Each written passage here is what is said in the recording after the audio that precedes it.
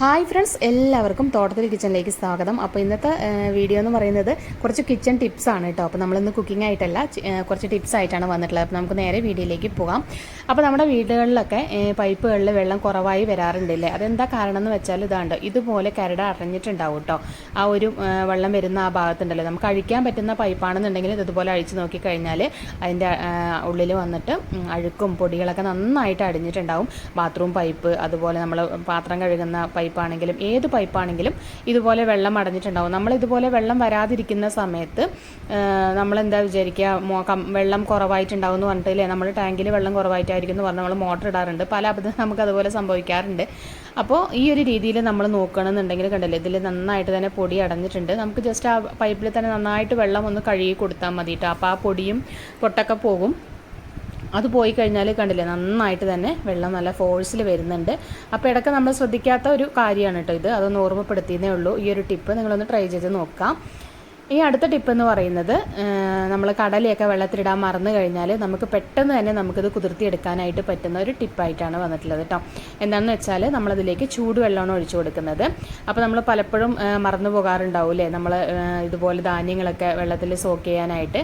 അപ്പോൾ ഇതുപോലെയുള്ള തിളച്ച വെള്ളം ഒഴിച്ചു കൊടുത്താൽ മതി കേട്ടോ. ഒഴിച്ചു കൊടുത്തിട്ട് നമുക്കൊരു അരമണിക്കൂർ അല്ലെങ്കിൽ 3/4 മണിക്കൂറിൻ്റെ ഉള്ളിൽ തന്നെ നമുക്കിത് നന്നായിട്ട് കുതിർന്ന് കിട്ടും. അപ്പോൾ ഈ ഒരു ടിപ്പ് ഒന്ന് ട്രൈ ചെയ്ത് നോക്കുക കേട്ടോ. അപ്പോൾ നമുക്കൊരു 3/4 മണിക്കൂർ കഴിഞ്ഞിട്ട് നമുക്ക് നോക്കാം. കണ്ടില്ലേ, നല്ലതുപോലെ കുതിർന്ന് വന്നിട്ടുണ്ട്. അപ്പോൾ ഇടയ്ക്കൊക്കെ ഇതുപോലെ ധാന്യങ്ങൾ വെള്ളത്തിലിടാൻ മറന്നു കഴിഞ്ഞാൽ ഇതുപോലെ ഒന്ന് ടിപ്പ് ട്രൈ ചെയ്ത് നോക്കുക കേട്ടോ.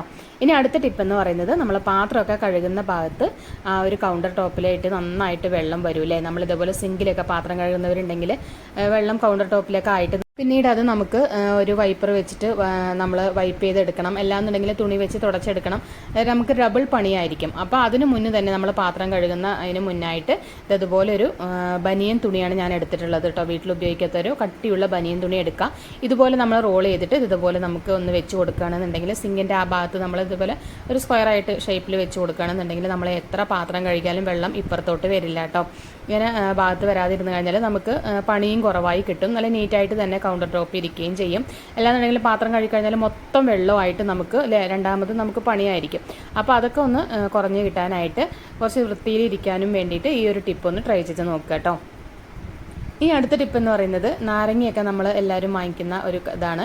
അപ്പോൾ ഇതിൽ നമുക്ക് ഒരുപാട് ദിവസം നമ്മൾ വെക്കുമ്പോൾ അത് അളിഞ്ഞു പോകാറുണ്ട്. അതുപോലെ ഫ്രിഡ്ജിൽ വെക്കുമ്പോഴും കുറേ ദിവസം കഴിഞ്ഞാൽ അത് അളിഞ്ഞു പോകും. അപ്പോൾ ഇത് കേടുവരാതിരിക്കാൻ വേണ്ടിയിട്ട് ഒരു ന്യൂസ് പേപ്പറാണ് ഞാൻ എടുത്തിട്ടുള്ളത് കേട്ടോ. ചെറിയൊരു ന്യൂസ് പേപ്പർ എടുക്കുക, അതിൽ ഇതുപോലെ നമുക്ക് പൊതിഞ്ഞു കൊടുക്കുക കേട്ടോ. ഇതുപോലെ നമുക്ക് എല്ലാം ചെയ്തെടുക്കാം. അപ്പോൾ ഇങ്ങനെ ചെയ്യുന്ന സമയത്ത് നമ്മുടെ നാരങ്ങ ഒരു മാസം കഴിഞ്ഞാലും നമുക്ക് ഇതുപോലെ തന്നെ ഇരിക്കും. കളറ് മാറുകയോ അല്ലെങ്കിൽ കേടുവരികയോ പൂപ്പലാവുകയോ ഒന്നും ചെയ്യില്ല, അതുപോലെ തന്നെ ഇരിക്കും കേട്ടോ. അപ്പം ഈ ഒരു ടിപ്പ് നിങ്ങളൊന്ന് ട്രൈ ചെയ്ത് നോക്കാം. എന്നിട്ട് ഞാനിതൊരു ബോക്സിലാക്കിയിട്ട് ഫ്രിഡ്ജിൽ സൂക്ഷിക്കുകയാണ് ചെയ്യുന്നത് കേട്ടോ. അപ്പോൾ ഈ ഒരു ടിപ്പ് നിങ്ങൾ ട്രൈ ചെയ്ത് നോക്കിയിട്ട് ഫീഡ്ബാക്ക് അറിയിക്കണം. പിന്നെ അടുത്ത ടിപ്പ് എന്ന് പറയുന്നത്, നമ്മുടെ വീട്ടിൽ തീപ്പെട്ടി ഉണ്ടാവില്ലേ. അപ്പോൾ വിറകടുപ്പുള്ള വീടുകളിൽ മിക്ക വീടുകളിലും തീപ്പെട്ടി ഉണ്ടാവാറുണ്ട്. അപ്പോൾ അത് വെള്ളത്തിൽ വീഴുകയല്ല എന്നുണ്ടെങ്കിൽ മഴ സമയത്തൊക്കെ ആണെന്നുണ്ടെങ്കിൽ നന്നായിട്ടത് നനഞ്ഞു പോകാനൊക്കെ സാധ്യതയുണ്ട്. അങ്ങനെ നമ്മുടെ തീപ്പെട്ടി നനഞ്ഞു പോയി കഴിഞ്ഞാൽ ഇതുപോലെ ഗ്യാസൊക്കെ കത്തിക്കുന്ന സമയത്ത് നമുക്കിതുപോലെ സൈഡ് ഒന്ന് വെച്ച് കൊടുത്താൽ മതി കേട്ടോ. ഒരുപാട് നമ്മൾ അടുത്ത് കൊണ്ട് വെക്കേണ്ട, കുറച്ച് വിട്ടിട്ട് ഇതുപോലെ നയിക്കണം. ആ ചൂട് തട്ടുമ്പോൾ നമ്മുടെ തീപ്പെട്ടി നന്നായിട്ട് തന്നെ ഉണങ്ങി നമുക്ക് നല്ല തീപ്പെട്ടിയായിട്ട് കിട്ടും. അപ്പോൾ ഈ ഒരു ടിപ്പ് ഒന്ന് ട്രൈ ചെയ്ത് നോക്കുക. അതുപോലെ തന്നെ വീടുകളിൽ സവാളയൊക്കെ ഉണ്ടാകുമ്പോൾ പെട്ടെന്ന് അത് അളിഞ്ഞു പോകാറുണ്ട് അല്ലേ. നമ്മൾ പൊതുവേ മഴ സമയത്തൊക്കെ ആണെന്നുണ്ടെങ്കിൽ ഒരുപാട് ദിവസമൊന്നും നമുക്ക് സവാള എടുത്ത് വെക്കാനായിട്ട് പറ്റില്ല. അപ്പോൾ അങ്ങനെയുള്ള സമയത്ത് നമുക്ക് ഇതുപോലെ നമ്മൾ എന്തെങ്കിലും കിച്ചണിൽ നമ്മൾ ഗ്യാസിൽ ചെയ്യുന്ന സമയത്ത് ഇതുപോലെ സൈഡ് ഒന്ന് വെച്ച് കൊടുത്താൽ മതി കേട്ടോ. നമ്മൾ സവാളയ്ക്ക് വേണ്ടിയിട്ട് നമ്മൾ ഗ്യാസ് കത്തിക്കേണ്ട ആവശ്യമില്ല. ഇതുപോലെ എന്തെങ്കിലും കുക്ക് ചെയ്യുന്ന സമയത്ത് നമുക്ക് ഇതുപോലെ കുറച്ച് സവാള ഉണ്ടെങ്കിൽ ഇങ്ങനെ വെച്ച് കൊടുത്ത് കഴിഞ്ഞാൽ നല്ല ഡ്രൈ ആയിട്ട് കിട്ടും. അപ്പോൾ കുറേ ദിവസം നമുക്കിത് സൂക്ഷിക്കാനായിട്ടും പറ്റും കേട്ടോ. അപ്പോൾ ഇതൊന്ന് ട്രൈ ചെയ്ത് നോക്കാം. ഇനി അടുത്ത ടിപ്പ് എന്ന് പറയുന്നത്, നമ്മൾ പുതിയ പാത്രങ്ങളൊക്കെ വാങ്ങിക്കുമ്പോൾ ഇതുപോലെ സ്റ്റിക്കർ ഉണ്ടാവില്ലേ. അതിൽ ഏത് പാത്രമാണെങ്കിലും ഇതിലിങ്ങനെ സ്റ്റിക്കർ ഉണ്ടാവും. ചിലത് നമുക്ക് എടുക്കാൻ പറ്റും, ചിലത് ഇതുപോലെ കണ്ടില്ലേ എടുക്കാൻ പറ്റാത്ത സ്റ്റിക്കറായിരിക്കും. അപ്പോൾ നമ്മൾ കത്തിയൊക്കെ വെച്ച് എടുക്കുന്ന സമയത്ത് അത് വരപ്പെടാനും ഒക്കെ ചാൻസ് ഉണ്ട്. അപ്പോൾ അല്ലാതെ തന്നെ നമുക്ക് എങ്ങനെയാണ് ഇത് എടുക്കുന്നത് നോക്കാം കേട്ടോ. അപ്പോൾ അതിനായിട്ട് ഞാൻ എന്താ കണ്ടില്ലേ, ഇതൊരു പാത്രം ഗ്യാസിൻ്റെ ആ ഒരു ചൂട് തട്ടാൻ വേണ്ടിയിട്ട് തീ കത്തിച്ചിട്ട് ഇതുപോലെ വെച്ച് കൊടുത്തിട്ടുണ്ട്. നമ്മൾ ആ സ്റ്റിക്കറിൻ്റെ ഭാഗം ഒന്ന് ചൂടാക്കി എടുത്താൽ മതി കേട്ടോ. എന്നിട്ട് നമ്മൾ ഇതുപോലെ ഒന്ന് ഇളക്കി കഴിഞ്ഞാൽ പെട്ടെന്ന് തന്നെ അത് ഇളകി വരും. നമ്മുടെ പാത്രത്തിന് ഒരു കേടുപാടും സംഭവിക്കില്ല. നമ്മൾ വരപ്പെടുക അങ്ങനെ ഒന്നും ഉണ്ടാവില്ല കേട്ടോ. കണ്ടില്ലേ, നല്ല സിമ്പിളായിട്ട് നമുക്കത് അടർത്തി എടുക്കാനായിട്ട് പറ്റും. അപ്പോൾ ഈ ഒരു ടിപ്പ് ഒന്ന് ട്രൈ ചെയ്ത് നോക്കാം. കണ്ടില്ലേ, നല്ല ക്ലീൻ ആയിട്ട് തന്നെ വന്നിട്ടുണ്ട്. അപ്പോൾ ഏത് പാത്രമാണെങ്കിലും നമുക്ക് ഈ ഒരു ടിപ്പ് ചെയ്യാവുന്നതാണ് കേട്ടോ. ഇനി അടുത്ത ടിപ്പ് എന്ന് പറയുന്നത്, നമ്മുടെ വീടുകളിൽ നമ്മൾ ബാത്റൂമിലാണെങ്കിലും അതുപോലെ തന്നെ പാത്രം കഴുകുന്ന ഭാഗത്തും അല്ലേ, നമ്മുടെ വാഷ് ബേസിലൊക്കെ പൈപ്പുകൾ ഇതാണ്ടിരുന്നത് ഇതുപോലെ കുറേ ആകുന്ന സമയത്ത് ഇതുപോലെ കറ പിടിക്കാറുണ്ട്. ആ ഇടയിലുള്ള കറകളൊക്കെ ഇളക്കി കഴുകാനൊക്കെ നമുക്ക് ഭയങ്കര ബുദ്ധിമുട്ടായിരിക്കില്ല. നമ്മൾ ടൂത്ത് ബ്രഷൊക്കെ ഉപയോഗിച്ച് നമ്മൾ ചെയ്യുകയാണെന്നുണ്ടെങ്കിലും ഒരുപാടാവുമ്പോൾ ആ ബ്രഷ് പൊട്ടിപ്പോകും. അല്ലാന്നുണ്ടെങ്കിൽ നന്നായിട്ട് തന്നെ നമുക്ക് അരികും മൊക്കൊന്നും നമുക്ക് ക്ലീൻ ആയിട്ട് കിട്ടൂല്ല. അപ്പോൾ അതുകൊണ്ട് തന്നെ നമുക്ക് ചെയ്തെടുക്കാൻ പറ്റിയ നല്ലൊരു ടിപ്പായിട്ടാണ് ഞാൻ വന്നിട്ടുള്ളത്. അപ്പോൾ നമ്മൾ ബാത്റൂമിലാണെങ്കിലും ഈ ടൈലുകളുടെ ഇടയിലൊക്കെ നന്നായിട്ട് അഴുക്കുണ്ടാവും. അതൊക്കെ നമുക്ക് ഇതുപോലെ ഉരച്ച് കഴുകാനായിട്ട് ബുദ്ധിമുട്ടായിരിക്കും അല്ലേ. അപ്പോൾ അതിനായിട്ട് ഞാനിവിടെ എടുത്തിട്ടുള്ളത് ചീർപ്പാണ്.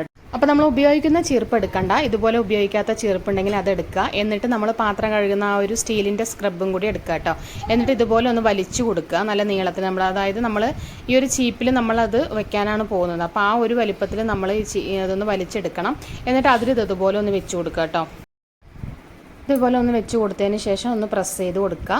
അപ്പോൾ അതിൻ്റെ ആ ഒരു ഉള്ളിലേക്ക് ഒന്ന് ആക്കി കൊടുക്കുക കേട്ടോ. അപ്പോൾ നമ്മൾ താഴത്ത് ഇങ്ങനെ ആക്കി കഴിഞ്ഞാൽ അത് ചോട്ടിൽ വീഴാത്ത രീതിയിൽ വേണം നമ്മളിങ്ങനെ വെച്ച് കൊടുക്കാനായിട്ട്. എന്നിട്ട് ഞാനിവിടെ നമ്മൾ സാധാരണ പാത്രം കഴുകുന്ന ലിക്വിഡ് ഉണ്ടല്ലോ, അതെടുത്തിട്ടാണ് ഇതുപോലെ ഒന്ന് ചെയ്യുന്നത് കേട്ടോ. അപ്പോൾ അതുപോലെ ഒന്ന് ഉരച്ച് കൊടുക്കുമ്പോൾ അതിൻ്റെ സൈഡും അതേപോലെ അതിൻ്റെ ഇടയിലൊക്കെ നന്നായിട്ട് തന്നെ അഴുക്കുകൾ പോകും. ഇതുപോലെ ആക്കി കൊടുത്താൽ മതി കേട്ടോ. അപ്പോൾ ബാത്റൂമിലാണെങ്കിലും അതുപോലെ നമ്മൾ വാഷ് ബേസിൻ അതുപോലെ പാത്രം കഴുകുന്ന ഭാഗത്ത് ഒക്കെ നമുക്കിതുപോലെ ചെയ്യാനായിട്ട് പറ്റും. നല്ല ക്ലീൻ ആക്കി എടുക്കാനായിട്ട് പറ്റും കേട്ടോ. അപ്പോൾ ഇത് നമുക്കിതുപോലെ നല്ലതുപോലെ എല്ലാ ഭാഗത്തും ഒന്ന് ഉരച്ചെടുക്കാം. ഓരോ മുക്കിലും മൂലയിലും എല്ലാത്തിലും നമുക്കിത് എത്തും കേട്ടോ. അതേപോലെ തന്നെ ടൈലിൻ്റെ കണ്ടില്ലേ, ഈ ഒരു സൈഡ് അതുപോലെ ഈ ഒരു മുക്കിലും മൂലയിലും ഒക്കെ നമുക്കിതുപോലെ ആക്കിയെടുക്കാനായിട്ട് പറ്റും. നന്നായിട്ട് തന്നെ അഴുക്ക് പോവുകയും ചെയ്യും. അപ്പോൾ നമുക്ക് കൈ വേദനിക്കുക അങ്ങനെ ഒന്നും ഉണ്ടാവില്ല കേട്ടോ. നല്ല സിമ്പിളായിട്ട് നമുക്ക് ചെയ്തെടുക്കാനും പറ്റും. പണിയും നമുക്ക് ഈസി ആവും കേട്ടോ. അപ്പോൾ ഈ ഒരു ട്രിക്ക് ഒന്ന് ട്രൈ ചെയ്ത് നോക്കുക. നമ്മൾ ബ്രഷിലൊക്കെ ചെയ്യുന്ന സമയത്ത് ഒരുപാട് നമുക്ക് കൈ വേദനിക്കാനും അതുപോലെ ചെറിയൊരു ബ്രഷ് ആയതുകൊണ്ട് നമുക്ക് ഒരുപാട് സമയം എടുക്കാൻ അതുപോലെ ചെയ്തെടുക്കാനായിട്ട്. അപ്പോൾ ഇതാ നമ്മളെല്ലാ അരികും മുക്കൊക്കെ നമ്മൾ ആക്കിയെടുത്തിട്ടുണ്ട് കേട്ടോ.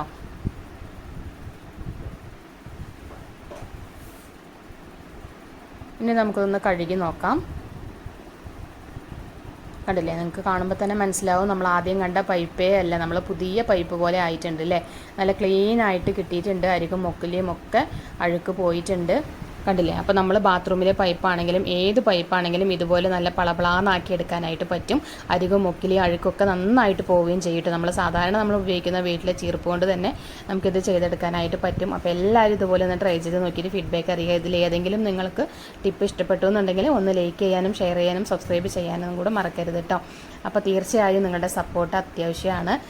അപ്പോൾ ഇതുപോലുള്ള വീഡിയോകൾക്കായിട്ട് നമ്മുടെ ചാനലൊന്ന് സബ്സ്ക്രൈബ് ചെയ്യുക. പുതിയൊരു വീഡിയോ ആയിട്ട് വരാം. അസ്സലാമു അലൈക്കും.